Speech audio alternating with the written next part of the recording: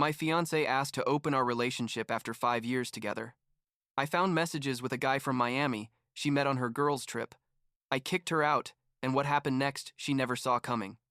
I'm 28 years old, work in digital marketing, and about 6 months ago, I ended a 5-year relationship that I thought was going to last a lifetime. Brittany and I had been engaged for almost a year when everything went to shit, and honestly, there are still days when I can't believe it happened the way it happened. I guess I should start from the beginning, because looking back, maybe there were signs I didn't want to see. Or maybe everything was perfect until it wasn't. I don't know. I met Brittany in college. I was 23 and she was 22, and it was one of those things where we just connected from the first moment, you know? Like when you meet someone and you feel like you've known them your whole life. We moved in together after 2 years of dating, got a small but cozy apartment downtown, and basically built a life together. We shared everything. From Netflix accounts to future plans, we talked about having kids someday, buying a house, traveling through Europe, all those things young couples plan when they're in love. When I proposed to her about a year and a half ago, it was on the beach during a sunset. Super cliché, but she cried and said yes immediately, and I remember thinking I was the luckiest man in the world. The first 4 years were genuinely good, not perfect because no relationship is, but we were happy. Or at least I was, and I thought she was too. We had our occasional fights about dumb things like who forgot to take out the trash or why I didn't answer a text quickly, but nothing serious. Nothing that made me think things could end the way they ended. Brittany worked in human resources for a tech company. She was doing well, had good friends from work she'd go out with occasionally, and I always supported that because I thought it was important for her to have her own space and her life beyond our relationship. You know what I mean? I was never one of those jealous or controlling boyfriends. I trusted her completely. Then came that girls' trip that basically marked the end of everything. Brittany and 3 of her friends planned a long weekend in Miami, like 4 days of beach, clubs, that kind of thing. I had no problem with it at all. Literally helped her pack and told her to have fun. That she deserved it because she'd been stressed with work. She sent me some messages the first day, beach photos, that kind of thing, but after that she went super quiet, which didn't seem that weird to me because I understood she was with her friends and wanted to disconnect a bit. What I didn't know was that something had changed on that trip, something that was going to destroy everything we'd built together. When she got back, things felt different immediately. It wasn't something obvious at first, more like small changes that I tried to ignore at first. Brittany was constantly on her phone, like obsessively, and when I'd ask her what she was looking at, she'd just say vague things like, "Oh, nothing, just work stuff or memes the girls sent me." She started putting her phone face down when we were together, which she'd never done before. And when a notification would come in, she'd grab it super fast like she didn't want me to see who was texting her. She also became physically distant, like if I tried to hug her or kiss her, she'd tense up, and when I'd ask if everything was okay, she'd just say she was tired or had a long day. About 2 weeks passed after her return from Miami, and I was already starting to seriously worry that something was wrong. I tried to talk to her several times, like really sit down and ask if there was anything she needed to tell me, but she always evaded or changed the subject. One night we were watching a movie on the couch. Well, I was watching the movie and she was on her phone, smiling like an idiot. And when I asked her what was so funny, she said nothing and put her phone away. That night I barely slept because I had this horrible feeling in my stomach that something very bad was about to happen. And then came the conversation that changed everything. It was a Friday night. I had just gotten home from work and Brittany was sitting at the kitchen table with her hands clasped together, like she'd been waiting for me. She told me we needed to talk, and I felt my heart drop to the floor because nothing good ever starts with, "We need to talk." I sat across from her and waited, and what came out of her mouth was literally the last thing I expected to hear. She said, "I've been thinking a lot about us and about our relationship, and I think we should consider opening our relationship." Just like that, out of nowhere, without any previous conversation about this, without any indication that she was unsatisfied, just boom, let's open the relationship. I sat there processing what she'd just said, because honestly, I couldn't believe she was serious. I asked her where that came from, why she suddenly wanted to open our relationship after 5 years together and a year of being engaged. Brittany started with this whole explanation about how she'd been reading about open relationships, that many couples do it and it actually strengthens the relationship because each person can explore and then they come back, more connected, or something like that. She said it didn't mean she didn't love me, that in fact, she loved me so much she wanted our relationship to be stronger, and that this was a way to grow together. It all sounded like she'd been rehearsing this speech, like very practiced, and I was sitting there thinking, who is this person? Because the Brittany I knew had never mentioned anything remotely like this. I asked her directly if there was someone else, if she'd met someone, and she denied it flat out. She said no. It wasn't about another person, it was just something she'd been thinking about to improve our relationship. But I'm not an idiot. You know, the way she'd been acting the last 2 weeks, the phone, the distance, everything pointed to there being something else she wasn't telling me. I told her no, that I wasn't interested in having an open relationship, that when I proposed to her, it was because I wanted to be with only her, and I thought she wanted the same. Brittany got defensive immediately, started saying that I was closed-minded, that I wasn't willing to consider new things, that maybe I was the problem because I couldn't see beyond traditional relationships. The conversation turned into a massive fight, like yelling and crying, and at the end I said something I hadn't planned to say, but that came out of my mouth before I could stop it. I said, if you want to be with other people, then clearly you don't want to be with me, so maybe you should leave. There was a horrible silence, and Brittany looked at me like I'd slapped her. She tried to backtrack immediately, saying that's not what she wanted, that I was misinterpreting everything. But I'd already made my decision at that moment. I told her she needed to leave the apartment, that she could stay with a friend while we sorted everything out, but that I couldn't keep living with someone who clearly wanted to be with other people. Brittany packed some things that same night while crying, saying I was making a mistake, that if I just took time to think about it, I'd see she was right. Her friends came to pick her up around 11 at night, and I remember standing in the doorway watching her leave and thinking my entire life had just exploded. That night, I didn't sleep at all, just lay awake in bed staring at the ceiling, trying to understand how we'd gotten to that point. The next few days were absolute madness. Brittany called and texted me like 1,000 times, saying she was sorry, that she'd messed up, that she just wanted to talk. Her friends also started calling me, telling me I was being too hard on her, that everyone deserves a second chance, that Brittany was devastated. I ignored most of the messages because I needed space to think. But a part of me, a stupid and hopeful part, thought that maybe if we talked we could fix things. Not that I wanted an open relationship, not at all. But maybe if I understood why she'd asked for that, we could solve the real problem behind everything. After about a week of constant messages, I finally agreed to meet her at a cafe near our apartment. It was a Tuesday afternoon. I remember it was cold, and the cafe was almost empty. Brittany arrived with red eyes, like she'd been crying the whole way there, and sat across from me with trembling hands. She started apologizing immediately, saying she'd been an idiot, that she didn't know what she was thinking, that she loved me and wanted things to go back to how they were before. I listened to her, wanting to believe her, wanting to think that maybe it really had just been a moment of temporary insanity. But then something made me do something I would normally never do. I said, if you really want me to believe you, let me see your phone. The expression on her face changed instantly, like from pleading to panic in half a second. She started saying that was invasion of privacy, that we needed to trust each other. All that shit. And I told her, Brittany, if there's nothing to hide, then it shouldn't be a problem. I pressed her because at that moment I just knew there was something on that phone she didn't want me to see.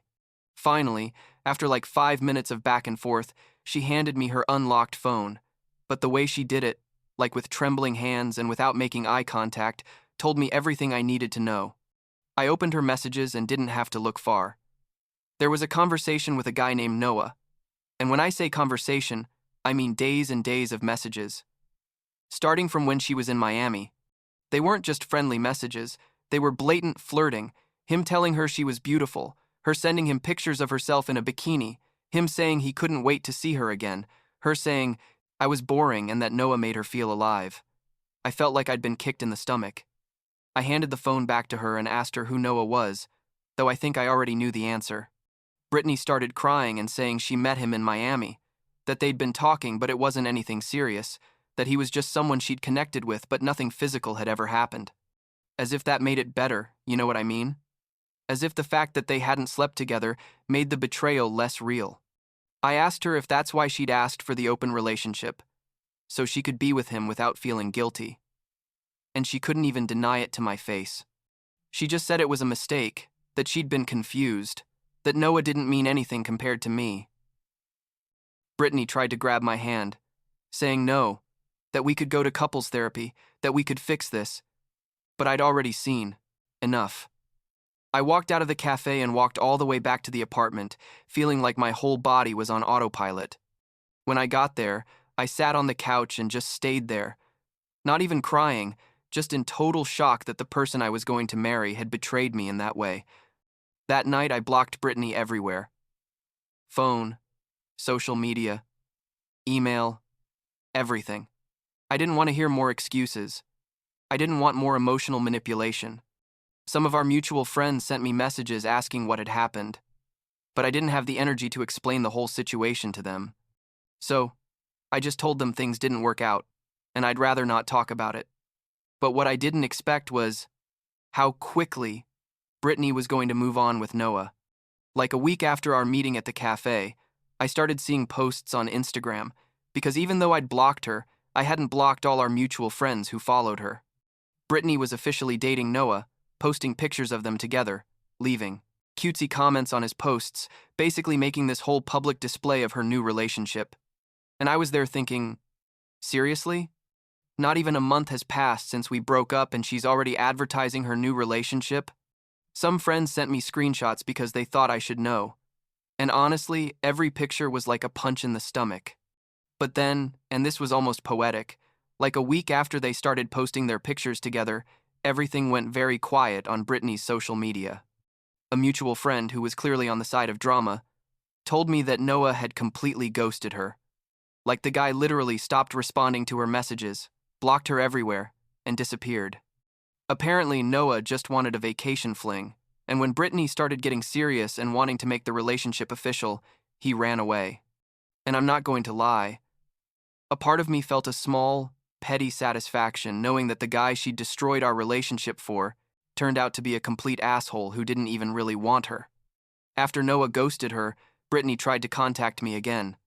She sent me messages from different numbers, from new Instagram accounts. She even sent me a letter through traditional mail, like that's how desperate she was. In all the messages she said basically the same thing, that she'd made the worst mistake of her life, that I was the love of her life, that Noah meant nothing, that if she could turn back time, she never would have gone on that Miami trip. But I didn't respond to anything, not even once, because I'd already closed that chapter of my life and wasn't going to reopen it. Meanwhile, I still had all of Brittany's stuff in the apartment, clothes, makeup, books, all those things you accumulate when you live with someone for years. I sent her a message from my brother's phone telling her she had to come pick up her things on a specific date, and that if she didn't pick them up by that date, I was going to donate or throw them away. I spent a whole weekend packing everything in boxes, finding photos of us I'd forgotten existed, gifts we'd given each other, even the engagement ring she'd left in the bathroom the night she left. It was super cathartic, but also painful, like physically closing that chapter of my life. The day she came to pick up her things was super awkward. I told her to leave everything in the hallway outside the apartment, and that when it was ready, I'd send her a message for her to come. I didn't want to see her. I didn't want another emotional conversation. I just wanted her to take her things and leave. When she arrived, I saw her through the peephole, and she looked terrible, honestly, like she hadn't slept in weeks.